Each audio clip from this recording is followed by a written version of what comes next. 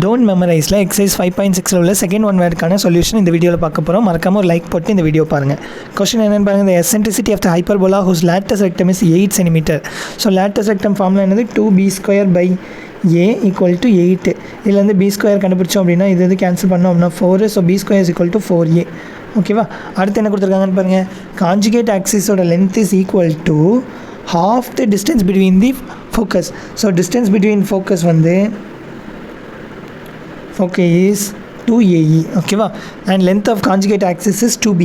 ஓகேவா? பட் என்ன கொடுத்துருக்காங்க, half the distance அப்படின்னு தான் கொடுத்துருக்காங்க. therefore 2b is equal to half the distance of 2ae.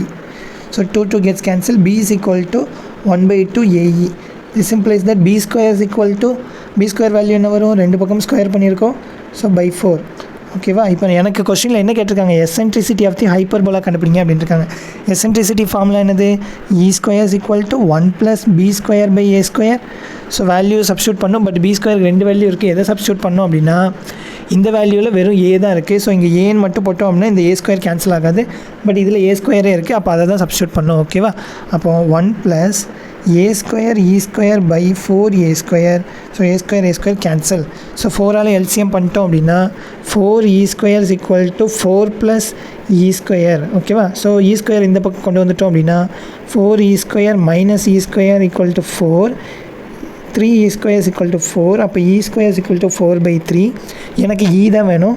அப்போ √4/3. therefore e = 2/√3. ஓகேவா? ஈயோட வேல்யூ எப்பயுமே நான் நெகட்டிவ். அதனால தான் ப்ளஸ் ஆர் மைனஸ் வேல்யூ எடுக்கல. ஓகேவா? தேங்க்யூ.